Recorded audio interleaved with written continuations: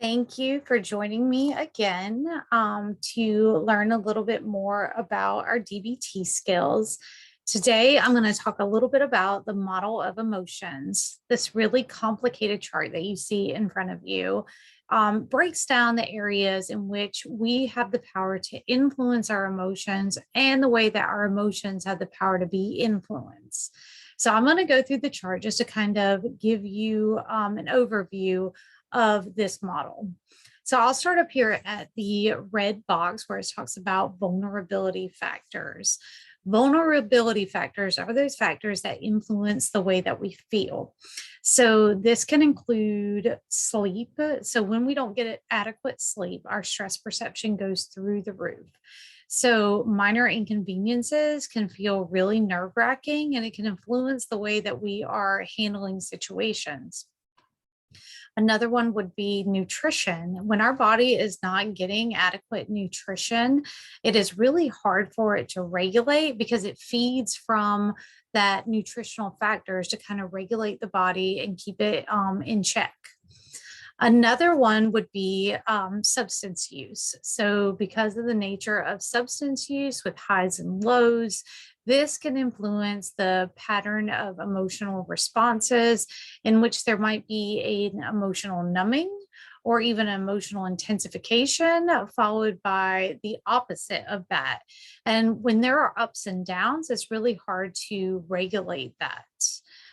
It can also be physical exercise. When you're not getting enough exercise, your body feels sluggish, it's hard to motivate. It could also be not managing physical illness. So if you are sick, then I don't know about you, but I'm usually pretty cranky when I'm sick. But it also could be things like not finishing your medications or not taking your medications regularly. This can cause some problems in like having an unregulated body. So those are vulnerability factors that can go into like setting the stage for emotional dysregulation to occur. So I'm going to come down here to the yellow box that says prompting event one. A prompting event is just the thing that happened right before we experience those really big emotions. And it can be a number of different things. It could be anything from losing a job to having your parents take your phone, or maybe it was somebody said something ugly to you in the grocery store. It can be a number of different things.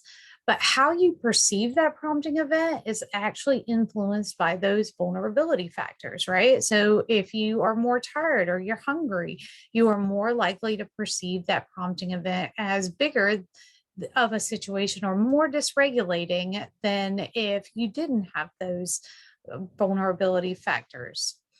So I'm going to come down here from prompting events to thoughts. Oftentimes, there are thoughts in response to prompting events.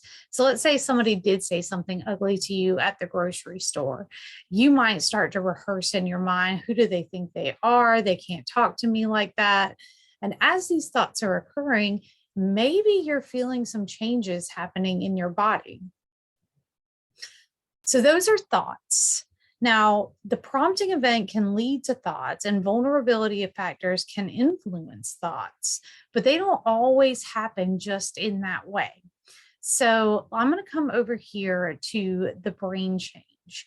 So, vulnerability factors will influence neurochemical changes in the body, making you more sensitive to certain stressors in the environment. This can create changes in your face and body. It can be anything from your heart rate to your temperature. And it can lead to things like lack of motivation or having more motivation, but it definitely influences how you feel. Now, those brain changes actually can also lead to distressing thoughts. So, all of these things are kind of interconnected, even though I'm going through them one by one. Please remember that all of these things are influencing one another. So, thoughts influence come back and they also influence those brain changes. So when you have a thought like, who do they think they are? You may be triggering those internal neurochemical responses that are leading to that fight or flight response. because you're getting angry, right? And so your face might change in response, your body might get tense, you might notice a number of different things happening.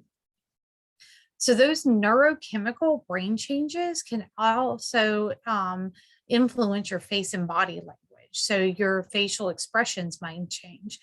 Your facial expressions also have a direct link to your emotional system, right? So when we smile, we actually are more likely to feel happy feelings. If we grimace, we're more likely to feel bad feelings. So this is one of the ways that they influence the brain changes. So face and body language can influence chemical changes, which can also influence thoughts. So all of these things are interacting together. In the middle of these two boxes is the emotion name.